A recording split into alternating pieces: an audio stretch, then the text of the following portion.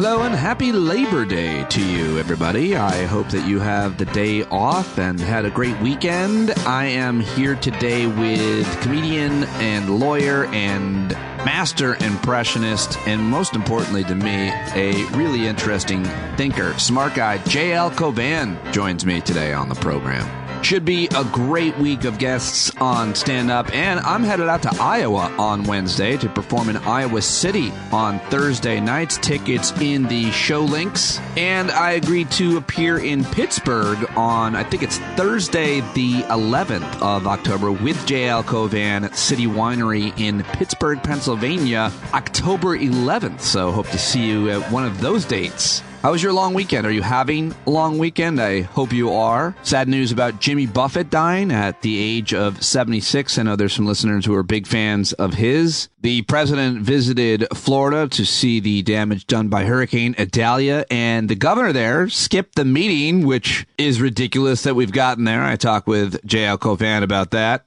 Heavy rainfall in the remote Nevada desert has trapped thousands of attendees at the Burning Man Festival in mud. They're trapped in the mud. Apparently there's been one death reported, but I guess they're still partying there. It's pretty weird and hard to get a read on. That is where I open with JL Cauvin because I'm kind of obsessed with that whole story over the weekend. But just to give you a heads up on the week ahead, first of all, there's a potential auto strike in less than 2 weeks for union members to reach a deal with the big three in Detroit. So I'm paying close attention to that. The president will be at the AFL-CIO on Labor Day. Also this week, Enrique Tarrio, the former chairman of the Proud Boys, is scheduled to be sentenced on Tuesday for his conviction on sedition charges. Looking forward to that sentencing. The U.S. Senate is back in session on Tuesday after its August break, and the House returns next week, so we're going to be digging into all of that. Is there going to be a potential government shutdown? We will see. Peter Navarro, a former Trump aide, is scheduled to go on trial this week on charges of contempt of Congress. And if you haven't seen him, I'd play the audio, but I don't think you can hear it. That young woman standing behind him holding up a sign while he's trying to address reporters the other day.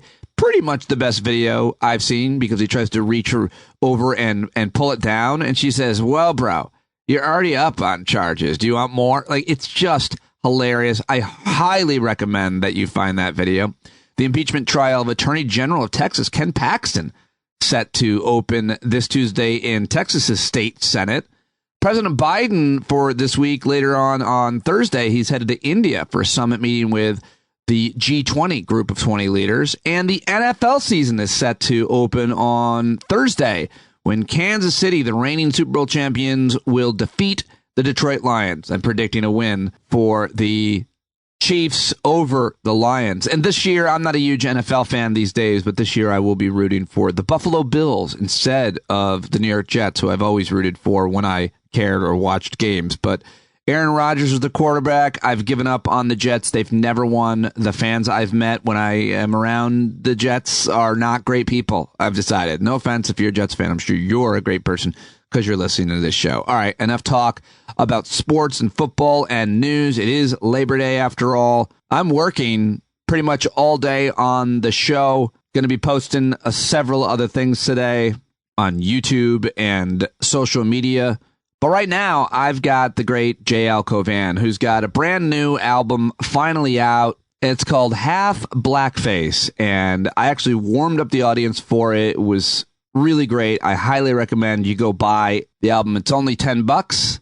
And you can see JL in September, the 15th through the 17th at 15th and 16th in Harrisburg at the Harrisburg Comedy Zone. He'll be with me at City Winery. I'm co-headlining with him in Pittsburgh on October 11th. He's headed out to California October 20th. He'll be in Burbank at Flappers Comedy Club. October 28th, Salt Lake City, and December 1st, he'll be taping a live episode of his podcast in New York City. Follow him now on Twitter. He wants everybody to follow him at JL Comedy on Twitter. Let's do it right now with the always hilarious, brilliant, and thought-provoking JL Cauvin. All right, JL Cauvin joining me now from Burning Man. You went as well? I did. I went to Burning Man. it was time. I figured I skipped all music festivals and art festivals in my 20s and 30s. But now that I am a out of shape, life weary 44-year-old, I thought this is the time. This is when I want to live in filth and have a pansexual, drug-infused experience. Well, good for you. I hope it was all, I don't know, you got out with Chris Rock and Diplo, apparently. Yeah, no, it broadened my mind and my anus. So it was it was just an enriching experience. Great. It's like when Steve Jobs did LSD and had all these like kind of mind expanding experience. That's how I feel about my time in Burning Man. Well, knowing that specifics, I'm definitely going next year. So you actually didn't know much about Burning Man before I hit record on this. And you're like, wait, what's going on? You rubbed your eyes and I started screaming at you. Solicitor General and former Georgetown professor who wrote you a letter of recommendation, Neil Katyal, was in Burning Man and apparently had to walk in the mud 6 miles out and has written a whole how-to about how to escape because the mud is so heavy. It's like cement on your boots. You better be in good shape. You better go in a straight line. Neil Katyal stuck in the mud at Burning Man, sharing images and directions. What is your reaction to the Solicitor General? Someone save him. I guess he's gotten out, but I can't imagine that. No, he now actually his signature block on his email says law professor survivalist. Oh, Neil Katyal. Yeah. Yes. So, what is he? What do you make of this? Why was Neil Katyal at Burning Man? I'm not sure. Why is he writing a survival guide as to how to escape? What is happening? I think once you start billing $2,400 an hour, the law no longer has the same sort of exhilarating feel when you can basically just issue a blank check and like your clients have to just give you a blank check and you just go, okay, this is what I want. Yeah. You have to find other experiences because when I had him as a professor my second year of law school for criminal law. And I remember when we arrived at Georgetown, or right before, they mailed everybody like a big glossy faculty handbook. Very expensive thing and very impressive. So each faculty member gets a page. And I remember Professor Katyal's page.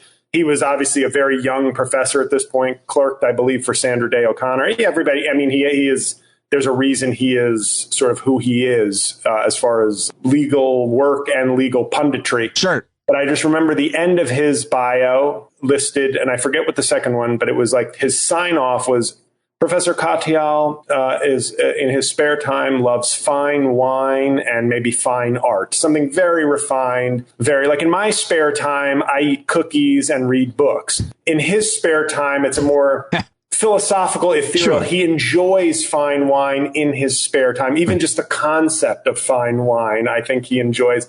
And then I looked at his Burning Man photo and I thought, this is a person who looks like he enjoys Molly and skateboarding. So obviously he's wearing a weird hat with a propeller and a crazy shirt. He looks like he's in some kind of cartoon costume. Yes. So it's nice to see him enjoying life. Drinking deep the marrow of life. I think that's from some poet that Robin Williams quoted in Dead Poet Society. But apparently, the marrow of life, has been mixed with some LSD. So that's good. If you can find marrow of life that is also full of mind expanding things. Doing some kind of hallucinogenic with Neil Katyal. No, and you hope it's not a long trip because that's $2,400 an hour. It's like that was a 10-hour mind trip. Why do I have a bill for $24,000? I thought Professor Katyal was cool. Why am I getting a bill? Well, we're glad he's safe is most importantly. And good luck to the rest of those folks that aren't Neil Katyal or Chris Rock or Diplo, that celebrities that haven't somehow escaped on their own power or through a ride from fans. Imagine like you're driving past. I was just going to say that's the best thought. Is just like, is that Chris Rock? Like if I were driving, first of all, I'd be driving very erratically because I'm a horrible driver who hasn't been behind the wheel in 17 years. Well, you'd be in all this mud. Yeah. So that could actually cover for it, right? They'd be like, oh, I'm sure he's a good driver when not in a natural disaster. But if I'm just driving, checking out who's on the road, and I'm like, is that Chris Rock? Yeah. Chris Rock, do you need, and that's the thing I've realized, whenever I meet a celebrity, like I have had many interactions with Richard Marx. I've never not called him Richard Marx. Richard Marx, would you like a drink? Richard Marx would like a beer. Thank you. Here you go, Richard Marx. Here's a drink for you. Good meeting you, Richard Marx. There's something about, because the brand, when you know somebody as a celebrity, it's very hard to just make them like, hey, Richard, Richie. Your friends call you Richie. I'm still going to call you by your full celebrity name. And I feel like I would just be calling him Chris Rock the entire time. My favorite comedian all time. I'd be like, so weird seeing you on the road, Chris Rock. Would you like a ride, Chris Rock? Chris Rock.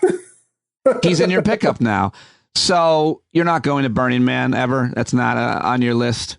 No, and I think there's certain things that, and there's moments where I regret it. Like I went to my nephew's high school soccer game yesterday, and I just thought, wow, I'm never going to, I'm now permanently in middle-aged adult, and I will be older than that one day. But it's like when I go to one of these things, there's part of you that still remembers what it's like to be an athlete, what it's like to be a high school student. But then you're like, wow, I'm so far removed from this. And I feel the same way about certain things. Like I like going to concerts now of bands that I liked growing up, because then I walk around and you'll see some young people, like when I went to Guns N' Roses recently, you'll see some young people who just like, to them, it's classic rock. Yeah. Because it is. Like Appetite for Destruction is 35 years old. Sure.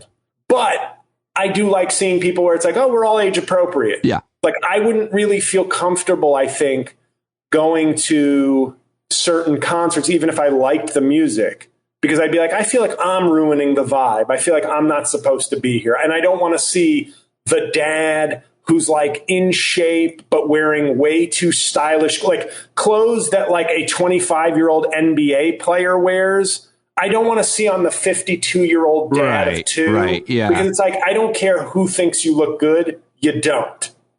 Like it does, like there's just certain things. And I'd feel like just my presence as a giant, and given my size, I'd be sort of a mascot for out of place people. People would think like, you're security for sure, no doubt about it. Right, and it's just like, why is this large middle-aged person at a Taylor Swift concert? You're right, I shouldn't be here. I will listen to the music and maybe watch the movie when it's streaming, but I don't need to be at a Taylor Swift concert, and I certainly don't need to be at Burning Man. Well, JL Cauvin has a new album finally out, and it's really very good, charting, beating some giant names that released their albums the same week for a while. JL Cauvin, Half BlackFace. Of course, I take a lot of credit for this hour. You set the table. Because I set the table. I warmed up the audience. I hosted at the very top. If you buy it, you'll hear him say, "Thanks, Pete." And I'm going to say this right now. I'm going to give you your flowers, as the younger people would say. Your opening that show in particular was excellent because you reprimanded some people kindly, but made it very clear that like that won't fly during the actual I don't recall set. that. Not like in a horrible way. Someone was talking kind of like, to me and I was talking to them. Nipping the sort of Q&A vibe quickly and the call and response, which was good. Yeah. But yes, it's just to reiterate, I know fans of mine who know me well know what a struggle this thing has been. But this is, if you like anything I've done, this is the apex in my not humble opinion. This is the best single piece of comedy work I've done on any, whether it be impressions, stand up. This is the single best piece. So if you are hesitant or you're not, if you're going to spend money on anything I've done, this is it. Also, did I lose my job in June? Yes. Do I have a very affordable Patreon as well as all these albums for sale? Yes. But irrelevant, obviously, to what we're talking about. So moving on. At the least, buy the album, folks. It's $10. I bought it. You could buy it on iTunes, Spotify, Amazon. And not on Spotify. You could buy it on Amazon and iTunes. Yes. And several of your like community that is, they're tangentially my fans, but they are your core fans, came to that show. That's right. That's pies were brought. Noble pies. Pies were brought to Tom that and Leslie show. were there, and it was a great audience, and it's a great hour. And I laughed many times listening to it. I was actually sitting backstage when it was recorded and listening to it. And of course, it's a massively different experience listening to it in your in your AirPods as I did and feeling like you're in the audience and in the moment, I say to you about this album. I'm a working man comedian. My earbuds still have cords. There you go.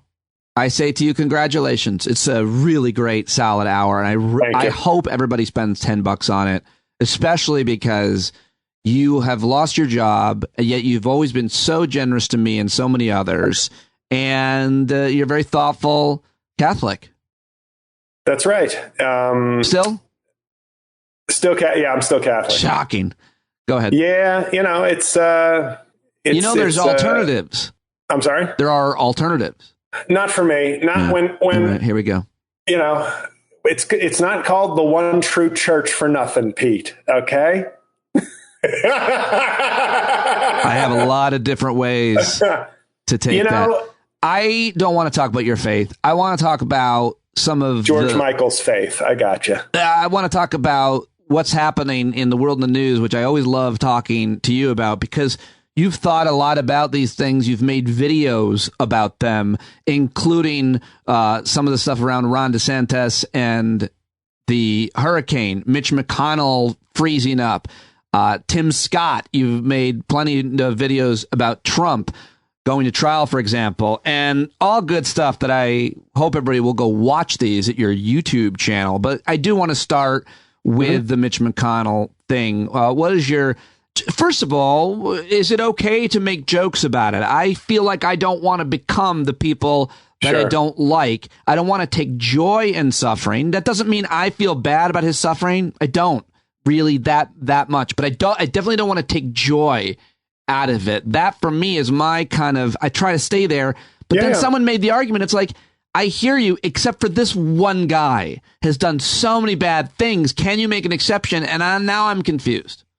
Now, I'm going to say, I am very much I try to live my morality and just to make a broader example, death penalty. Okay. I'm anti-death penalty. Same as I am too. They're talking about a plea deal for the 9/11 hijackers. And so that they don't have to, they're not on the table for capital punishment. The government is taking that off the table. They'll be in prison for life. And I'm being criticized for supporting that. And not support. I'm like, I know they're the 9/11 hijackers. Yeah, the guy, rather the mastermind, obviously not the hijackers. Right. The mastermind, Khalid Sheikh Mohammed, is pleading out. Great being a mastermind of terrorist attacks. You always survive. You get all the credit from your followers and none of the death. Go back to the point, though, about your anti-death penalty. So generally speaking, I'm an anti-death penalty guy. And when it comes to, and I've talked about this on my podcast, and my friend Rod does make fun of me for this, even though I think he knows kind of my feelings are genuine. I have spoken on my podcast in the past about how, as a Christian, Catholic, or a moral person who believes in forgiveness, how is one supposed to really think about something like child molesters, which are generally considered both in prison and in the real world as the worst sort of thing, the brutal take and Catholicism? I'm sure you have it locked and loaded. I'm trying not to. Go ahead. No, and that's fine. It is considered sort of the most heinous crime, but in many ways, the raping and taking of innocence from children, often by people of authority, or just even if they're not a person of authority. It's awful. And people relish in the sort of, when you go to prison, you're targeted. Prison guards will tell the worst dudes, this guy's this, take care of him. Right. And I always think to myself, I'm like, I'm still not comfortable with that. And it's not from any judgment on people who do relish in that or think that is justice. I'm not I understand the impulse for that. But I can't help that my gut instinct is always like, I kind of don't like that. And then when I read the Larry Nassar stuff, when he was attacked in prison, and it was like, wow, what was this? 300 girls he molested. Yeah. And I'll admit, a little part of me was like, in the way you're saying, maybe this one guy, I even had that thought of well, maybe this one guy, because that's so overwhelming. Right. The perfect description of the moral quandary we can find ourselves in. You're setting it up perfect. So, but as I still reflected, once again, my whole thing is when it comes to government and determining punishment and the structure and power of the state, after a moment, I said, this guy's a piece of shit and garbage and awful. And I'm still, when given a moment to breathe outside of the sort of gut instinct passion of, yes, that feels like justice, I'm still not comfortable with it. While acknowledging that you don't have to feel the same way I do, while acknowledging that victims and victims' families, I'd be shocked if you feel the same way I do. And I would never judge how you respond to something like that. I think the state is a more dispassionate, cold, powerful entity that shouldn't operate on a strictly vengeance, Old Testament basis. That's where I stand with that. So when it comes to making fun of Mitch McConnell, I understand both sides. But I think in my position as somebody who's been doing a good impression of Mitch McConnell and sort of chronicling him to a certain extent over the last few years, I took it more as this is an update on Mitch McConnell. So my two videos, and I would talk about remember the Titanic? This wasn't so long ago, the submersible? Yes, of course. I was very uncomfortable with the jokes about that because I was like, I think these people might be actively dying right now. like they are literally possibly, as we learned, there may have been just sort of an explosion, but or implosion. But the idea of like, these people may be actually in the midst of horrific suffering. That was too much. What? For being rich, a little arrogant, whatever. And not everybody. One was a kid. One was a kid who went with his dad. Right. The other, one of them was like a legitimate sort of scientist explorer. So I felt in the moment that being very, and nobody was mocking people jumping from the windows on 9/11, especially mid-flight. You're not, and I thought that was one of those things where I had a line where I was like, I don't find that funny at all. And I find it like cruel in the moment. With McConnell, the two things I did two videos. One video about an hour after his first freezing, where I did him unfreezing himself. Knowing that he was not dead and was not dying, I was like, I think that's okay. He's not a great person. I do this impression. I didn't decide to discover a McConnell impression mid-medical incident and go, this might be good for clout. No, I've already been doing impressions of him. In your case, it's pretty, you've justified your case very well. And the second one I did was actually him not frozen, telling everybody to shut the fuck, basically to shut the fuck up about talking shit about me. Which people, though, instinctively went, JL, I like your videos, but I don't think this is funny. And a right-wing person wrote to me, oh, I guess if it was Democrats like John Fetterman, you wouldn't make fun of them. Now, here's the thing I will say about John Fetterman. If I had an impression of John Fetterman, there's nobody better equipped to play John Fetterman than me in terms of our mutual size. I had a joke about John Fetterman, and this is one of those examples where I will say, because I know most of my audience leans left, I had a joke about John Fetterman where people kept praising him for normalizing being public about your mental health. And I said, I agree. But at some point, it seems like we're bending over backwards. Like maybe John Fetterman shouldn't be a senator right now. And I don't mean that from people, but it's a job. It's an active job. Yeah. It's an intense job. And it's like if you're taking all these breaks from a job that is, you are not a teacher. You are not a data entry person. You are a United States senator. For obvious reasons, McConnell and Feinstein should be gone of their own will. They should both retire. But Fetterman, I made a joke and I said, at some point we're going to get to a point where like they're carrying out John Fetterman in a casket from the Senate and go, bravo for normalizing death, Senator Fetterman. It's about time people realize that this is a natural part of life. And I, for one, applaud John Fetterman for normalizing death and will vote for him again because I support that. But I didn't post that joke because I thought this will get, in what I view, a little bit of a hypocritical pushback. Well, in a perfect world, people would be able to take time off of their jobs if they had cancer or a broken leg, or they were suffering from some kind of severe depression, or if they just needed a few days off. But in the public, I think U.S. Senate is not a, like, I also don't think it's a normal job.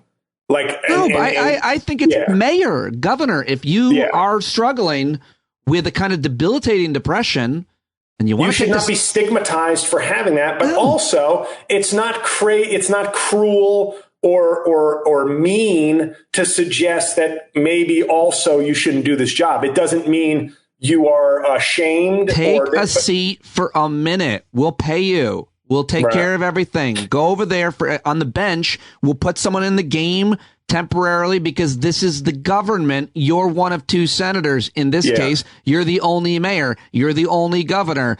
If, Gretchen Whitmer, the governor of Michigan, had some kind of debilitating illness and she had to take a month or 2 or 6 months off, that accent would count for me. Oh, come on. You don't like the Michigan accent?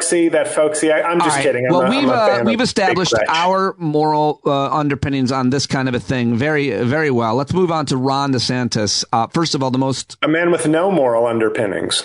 Well said. The big news is that the latest news, I should say, is that President Biden went down there to take a look at the destruction from Hurricane Idalia, and DeSantis ducked him, didn't want to meet him, and there's different ways it's being reported, but he doesn't want to be Christied, right? Have they turned that into a verb yet? Christied? I think you just did, and it's first I've heard of it, but it's exactly what I was thinking. It doesn't want to be seen. Sounds less sexual than being borked. Yeah, for sure. But Biden was borked. Right in the keister, I heard. I don't know about that. From Tim Pool. No, I don't know. I'm just mentioning some random crazy. Some random right-wing provocateur. Young Civil War leader. Hold on.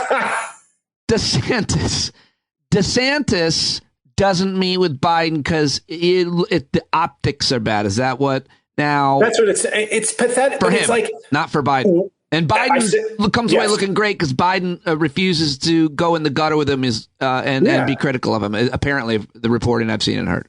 And more evidence to me that Biden is sharper than people are giving him credit for, that his instincts, that, whether he speaks slowly or looks old, that he's still able to execute a plan, execute a strategy.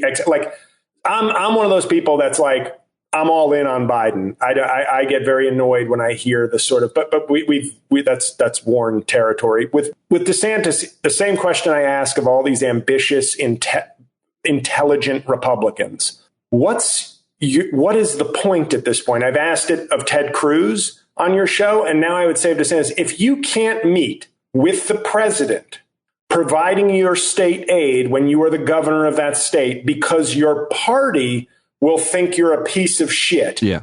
Why run? Why be a part of that party? Legitimately, if this is a line you can't cross, then your party is worthless. Ethically and politically, it is a worthless association because you just had a disaster in your state. It's customary. This isn't a left or right thing. This is very customary, whoever the president is. Even Donald Trump went and threw paper towels at Puerto Ricans. He never thought he'd even have to handle a cleaning supply or meet Latinos who didn't vote for him. And he did both because it was just even as pathetic as his display was. He did it. How worthless is your party and your values? I don't know that he did it. I think him going there and throwing paper towels and a tantrum at them isn't doing the meeting. Well, I guess maybe did he meet with their leaders? I don't know. But the point is, he did shit on them later in video and on Twitter. Yeah, I don't think you're giving him too much credit. A little bit, but in other words, not meeting with Biden. Like if this is a red line for your party, meeting the president when he's helping disaster relief, what are you doing? What's the point?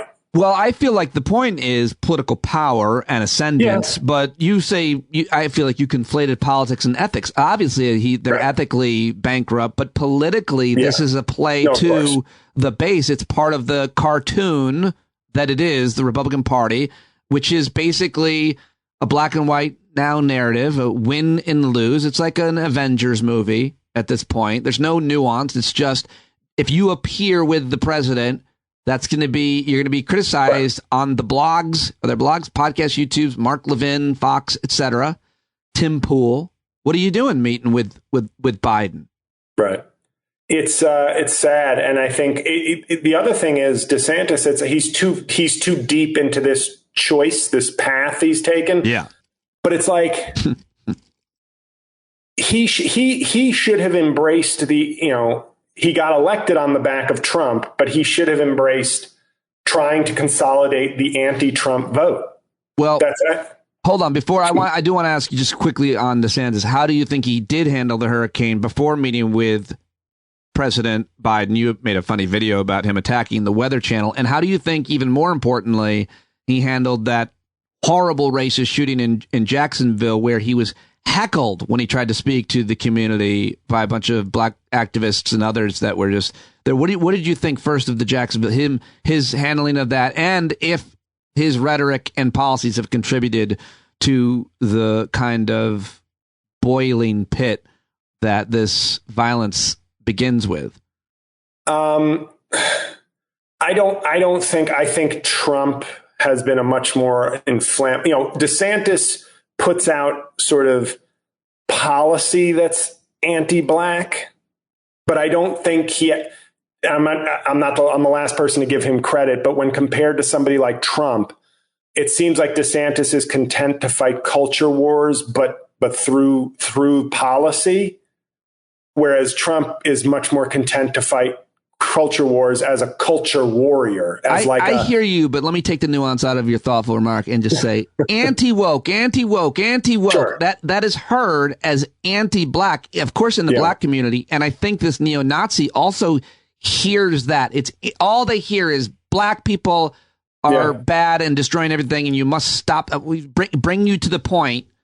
Is that kind of rhetoric something that could bring you to the point of violence? I say it is. Sure. Yes, he made it overwhelming. I think he sort of. Even if it's not, you should be careful not to ever use language that could bring someone to this kind of point. You should be more careful. But they're not. They're completely careless. Not only do they use a certain type of language, they just lie about people doing things like the Central Park Five. He just lied. Even when given evidence, he just lied. That does create bad things. They know what they're doing. They're looking the other way, or they're leading them to it. And you shouldn't do that as any kind of leader, teacher, or principal of a school. Yeah, but unfortunately, it's, there is... Unlike what Obama said, there is a red America, and you only cater to them, and you only care about them, and you only want to give them what they want. DeSantis sucks, but it's hard for me to sort of pin this like as strongly on him as I might some of the other stuff that Trump does, where he nakedly engages in just sort of like, cops, don't be nice to these guys. Like Trump talks like he's, at a bar, saying we should go to that guy's house later. Like that's. You don't think erasing Black history from schools is?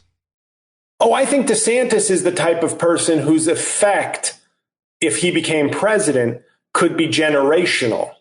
Whereas Trump's, I think, is more, Trump's is more fight promoter. You know what I mean? Like he's more like go get him.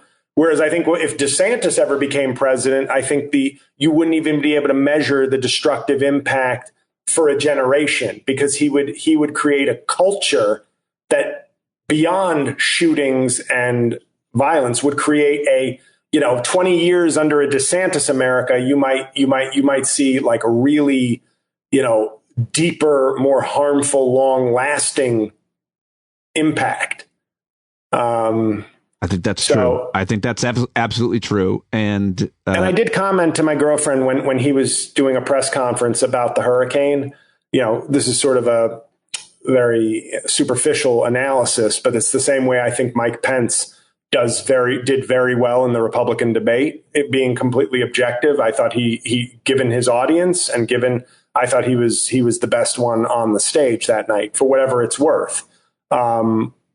But DeSantis during the hurricane press conferences, I just thought to myself, this guy should have just leaned into competency and left emotion out of it, because he's whiny. Yeah. He doesn't come across well when he's being emotional or fired up. He comes across as like whiny. Right. And when he was not whiny, when he was just giving sobering press conferences I said, that's what be the hateful piece of shit in your mind that you want to do and pass policies that reflect that. But like, you should lean into the more sober DeSantis, but you've branded yourself some kind of culture warrior, which does not fit you. There's no version of him that is likable, and that is always been his problem, apparently.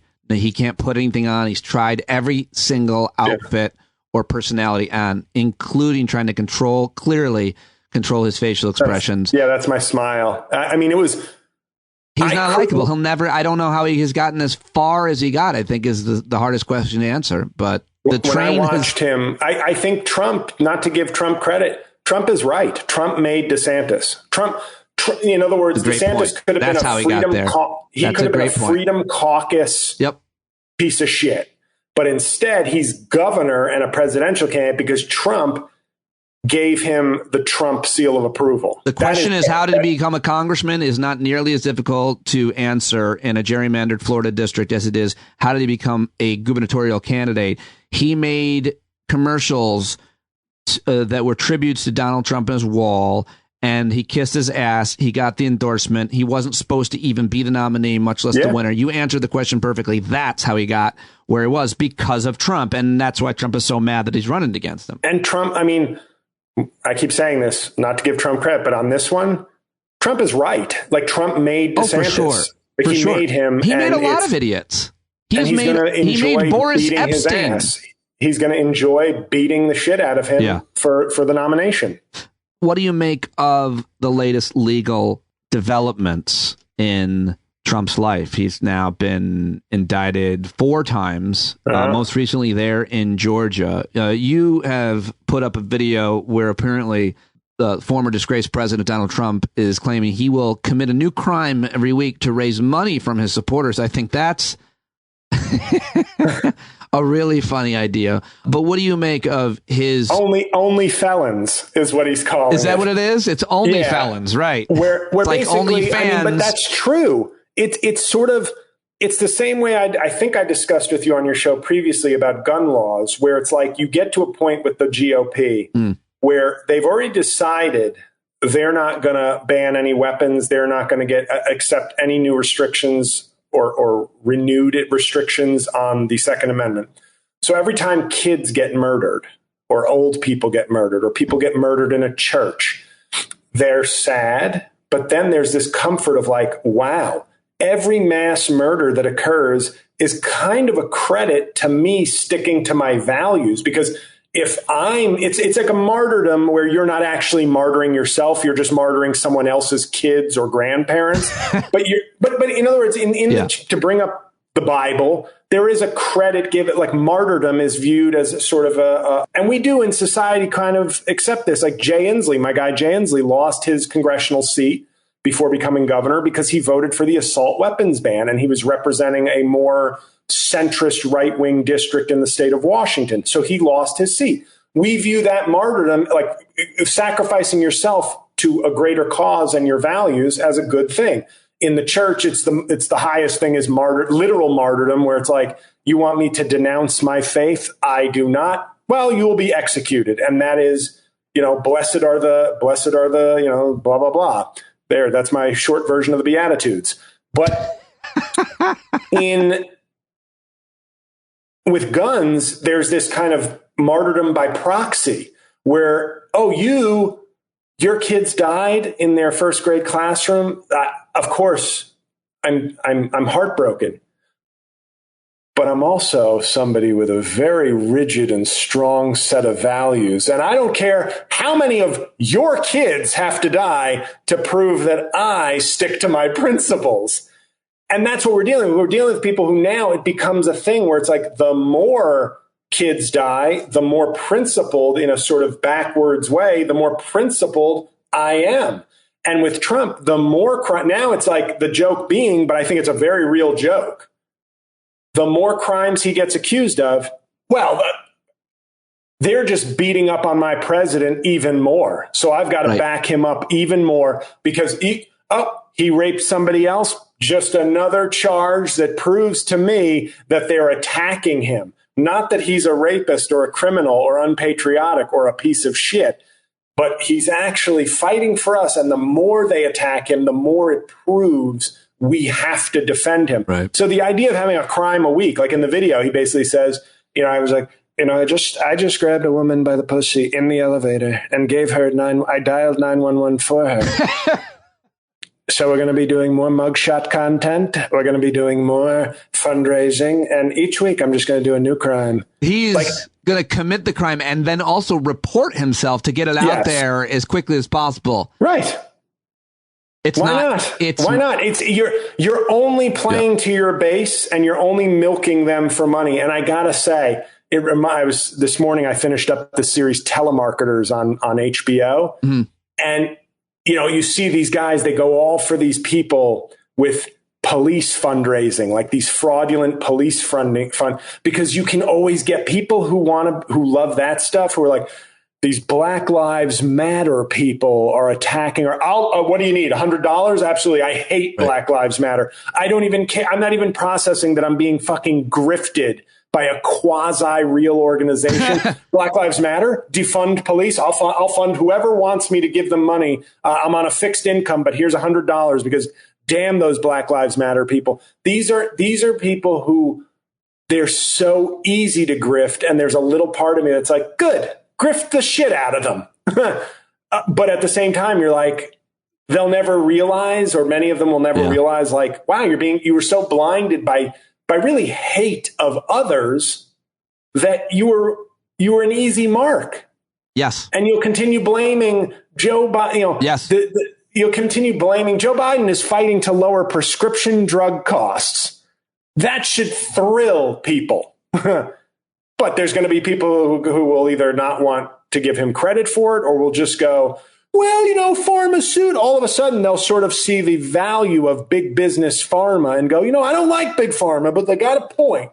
Well, if Trump had done this, they would have been like, look at him fighting for us. He fights for us. Along the line, and they'd be right. They'd be right. If he did that, they'd be right. But he didn't do that. He talked about it, did shit. Along the lines of the analysis of him potentially committing more crimes to raise more money, to become more popular, to gain more support. I mean, one thing he could do and maybe will do is continue to say things that he's forbidden from saying as per the judges in his cases. Don't talk about these people, don't intimidate witnesses, don't do all the things that he always does that mafia bosses are told not to do. And they generally don't do it because they don't want to go to jail and they don't want to be detained. What's the illegal term? Early detention as a result. I mean, if he wanted to commit those crimes, what do you think of the legal analysis of how do you think he might do that? Do you think the guy ends up in jail because he won't shut the fuck up on his stupid social media platform that's apparently suffering very badly and failing? So that or any other legal analysis of his current predicaments? I think he doesn't want to go to that jail. I think that he definitely doesn't want to go there. And there'd have to be he would not be like a regular, he'd be, imagine being the Secret Service agent who's like, wait, I got to go to fucking jail. Imagine being that Secret Service agent. It's a cushy job when you're staying in Martha's Vineyard with Obama or Hawaii with Obama, Clinton's in, the Hamptons, the retired president, G.W. Bush. I had to help the jail official lift up his minuscule sack so they could see if he was harboring any contraband. That is quite an image. This is not what I became a Secret Service agent because I loved the movie In the Line of Fire, jumping in front of bullets. I'm now lifting up Trump's sack and asking him to cough because we need to assist jail people in an based on our protocols. Ridden jail with no air conditioning. Not a great posting for that Secret Service. That's a sketch I should do. Put on a suit and sunglasses and perspective of Trump's Secret Service agent, which is like, can I use the bathroom that the jail guards use? Do I have to use the prisoner bathroom as well? What the fuck? I'm not a prisoner. Yeah, I'm sure the jail guard toilet is just as nice as the one on W's ranch that he could otherwise be posted at. Trump's instincts kicked in. He just tried to rape his own Secret Service agent in jail. Because he thought it would prove himself tough to the fellow inmates. I'll rape my own Secret Service. I don't care. Look at they say, pick on the biggest guy. Look at the big guy. Look at this guy. 6'6" guards me. I raped that crap out of him. Raped the crap out of him. May or may not make this edit. Sorry. JL, Any thoughts about what's going to happen? How do you see this? Is one of these at least is going to be televised? What's going to happen to our nation over the next 6 months to a year up to Super Tuesday when that trial begins, which could last as much as 6 weeks, and in between that? Or is MSNBC just going to be doing legal analysis all day, every day about all these cases, the developments? From Burning Man with Neil Katyal. I think... the Florida case is apparently easy, but it is a jury made up of, it's the closest thing to a jury of Trump's peers because it's like a pro-Trump district. So you could always have some classified documents is easy. You've got audio tape, but the issue is the jury pool and the judge, Aileen Cannon, in the jurisdiction having a lot of Trump folks. So I think what you're dealing with there is like some guy, a juror version of Kyle Rittenhouse who decides I'm going to go jury nullify and then sell my story to Fox News or to Newsmax or write a book. Oh, by the way, sorry to bring up Kyle Rittenhouse, but that was upsetting. I hope he's one of those kids where I go, they send cops to therapists when they shoot somebody. And these are people, these are adults trained with firearms in these situations. He was 17 and gunned down 2 people, and he just makes like the Don Jr. podcast circuit. Like it's one of those things I always think about where I go, if they actually gave a shit about this kid, and maybe I think he might be a piece of shit.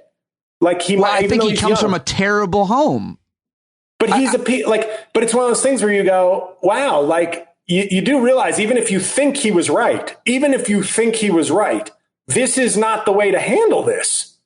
Like, this is not the way, becoming a media celebrity doing public appearances about, I killed people when I was 17, and now Laura Logan and Don Trump Jr. are my friends. Like, that's a sidebar. But what I was going to say is, I think D.C., you have a strong case, even though some people can claim, you can claim, well, he really did think the election was stolen. And it's like, at some point, it just doesn't pass muster that he could have believed that. Georgia, I think, seems very strong to me.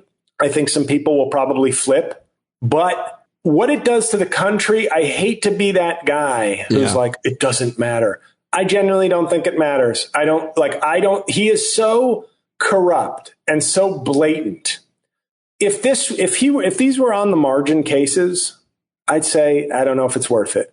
But to allow him to flaunt, and once again, there's an idea in like corporate criminal law about piercing the corporate veil, where it's like if you're not allowed to go after people individually if it's the corporation doing the thing, unless people are using the corporate structure specifically to hide their fraudulent behavior, their criminal behavior. Because you can't allow, hey, it's the corporation. No, you're using that. Yeah. Trump is using political office, a political campaign. He is using that to argue they're only going after me because I'm a political opponent. Well, no, we all know that's not actually true. But now you're going to use that as a shield, and most of your dumb, cruel supporters will buy it. But I think this is of a level, and it's easy for me to say, and when people say it might destroy the country, I don't think it will. But if it does, then so be it. I'm sorry. In other words, slavery, I'm not comparing this to slavery, but many people agreed slavery was worth destroying the country over, which it was. I don't know anybody who today, I don't know anybody personally. There are plenty of people who probably would say, no, I don't think it was worth it. But slavery was a thing worth fighting and having the country kill itself over. Because if you allow slaves, if you allow that to be law of the land, the country is not worth what it was founded on. It is not worth the words and laws and creeds that it claims to be about. If you allow a president to try and steal an election, to foment violence, to then lie and manipulate the political process to protect himself, and you allow that, then the country isn't worth what it claims it is, period. So if this, I don't say this lightly because I know I'm probably safe, but maybe not. Maybe one day then there's a civil war. They'll go attacking the impersonators, and me and James Austin Johnson They'll probably get me first. That's the worst part. They won't get the guy. I'm like, really? You can't at least get the guy on SNL first? There should be a benefit to being looked over. Matt Friend. Yes, Matt. You know what, guys? I will volunteer. I will say, Matt, you know what? I quit that 2 years ago, but I'll tell you, he should be doing his Howard Stern impression, which is an A+, but he chooses to do a B impression of Trump. Get him. Whereas, but for me, it's one of these things where I go, at some point, when people say America is an idea, well, if that idea has become full of shit, then maybe it's time to tear down that idea. And I don't say this as some sort of anarchist. No, I understand what you're saying. I think it's a very, very interesting point. If I think Trump, while not as bad in a visceral way as slavery, of course. Like, I'm not here to be like, I think he's as bad as slavery. But in terms of our government, in terms of what our country stands for, it is almost as bad. It is almost as bad as slavery on a philosophical, theoretical, spiritual. And now I'm sounding like Cornel West. On a spiritual level, my brother Pete Dominic, it is just as bad. It is just as bad. So we have to look inward to our spiritual core. We have to look inside of us, brother Pete, to find what we are about as a nation. As a nation. Oh, that is good. So, but you get like you. I do. Which is, I do. I don't root for violence, and I don't think that the 300 years of brutality in slavery is the same as what Trump's doing. But there are certain things worth fighting for in this country. One is the freedom of its people. Yep. One is tyranny and dictatorship, or attempted tyranny, attempted dictatorship. Even if it's dictatorship with a velvet glove and some fun tweets, it is antithetical to what this country is supposed to be about. So it is worth the fight. And it is one of those things where I know there's a logical reason to go, what if you just let it go and you beat him at the polls and he disappears? And I go, no, because the next time it's somebody who does what he's doing, they will be more competent. They will be maybe more enticing to people in a broader spectrum. But they will have learned that tyranny, dictatorship is possible in America. You just have to have charisma of Trump, the viciousness of Trump, but maybe the delivery of Obama and the both sides outreach of a 2008 Obama, and you can actually do it. There's a candidate on that stage that represents a lot of that. Vivek Ramaswamy represents a lot of what you're saying, I think. Vivek Ramaswamy to me is like, I said this last night on stage, I said, it's like a smart guy said, you know what would really work as a political philosophy? Stanley Tucci in the Hunger Games. His character, I don't recall. He feels to me like Stanley Tucci in the Hunger Games. Have you ever seen the Hunger Games? Yeah, but I don't recall. His character was a flamboyant. He's like the hype man. He's like the like the guy. He's just as evil as the people he's working for, but he's the host. Right. So it's kind of like, oh yes, tell me, like very like showman. Vivek Ramaswamy it's like, ugh. And maybe that's what he thinks. He thinks if I can combine some Obama youth and rhetoric with some Trump policies and Trump intensity, I can do it. No, get out of here. All you've done, Vivek, is steal the spotlight that Tim Scott thought would be his, which is for the 2 weeks that Republican primary voters want to prove they're not racist, Tim Scott will have a Herman Cain, Ben Carson rise in the polls just for 2 weeks, just to prove we're not racist. Yeah. And then he will go down to 9th. Vivek is just simply taking the Tim Scott spot. Very well said, all of it. I love this analysis here at the end. Really interesting. And I think the only thing I would add to your thoughts about, how America potentially ends is that you and I will be co-headlining City Winery in Pittsburgh on October 11th. That's all I can think to add to that. Just a little brief message to fans of yours that follow me at JL Cauvin. Don't unfollow that, but follow JL Comedy on Twitter, please. And I will share this new account where you tweeted out the links to your calendar as a perfect way to promote all of it. All right. The Tall Boy, Patreon, live shows. If you can support one of those things, great. If you can support more than one of those, deeply appreciative of that. There you go. I said tall boy. I'm sorry. I meant half blackface. All of them. Everything. JL Cauvin, thank you, as always, for joining me. Really interesting and awesome and funny. Thank you. Well, there you go, ladies and gentlemen. JL Cauvin. Follow him at the new Twitter account. See us together in Pittsburgh on October 11th. See him in Harrisburg. You heard all the dates already. I hope you have a great Labor Day. I so appreciate you listening to the show today. If you can support me with a paid subscription for as little as $5, go to patreon.com/Pete Dominic. That is it. That is all. I will talk to you tomorrow right here on Stand Up. Stand up. Let the brave meet the challenge. Let the weak flee. Boy, you better stand up. Stand up. When you're tired of begging, saying pretty please, that's the time you gotta finally get up off of your knees. When you can't see the forest for the burning trees, you got to stand up. Hey, you've been sitting so long, you got the creaky knees, you got to stand up.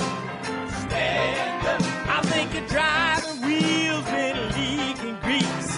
Boy, you better stand up. Stand up. Well, there's a whole lot more of us who know what's right. They'll keep right on ignoring us if we keep sitting tight. You got to open up the window to let in some light. You got to stand up.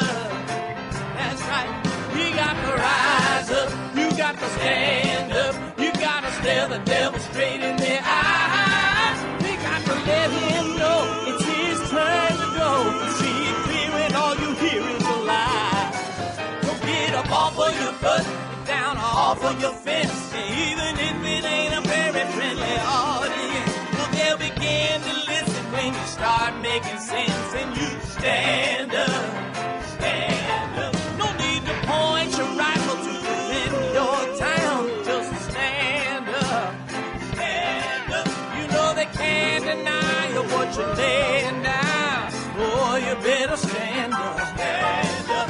Show your face of every color, yellow, black, red, and brown. She's the place where every lost child will finally be found. There's only one thing to do before we stand our ground, and that's stand up, stand up. Well, the founding fathers saw the land for all. They had to stand up, they had to stand up. They had a keen imagination for a crystal ball, drawing all the plans of stand up. But all they had to go on was the time they were in, with other causes for laws, and since they weren't even sin, they knew that change was gonna come before the change could begin. They had to stand up.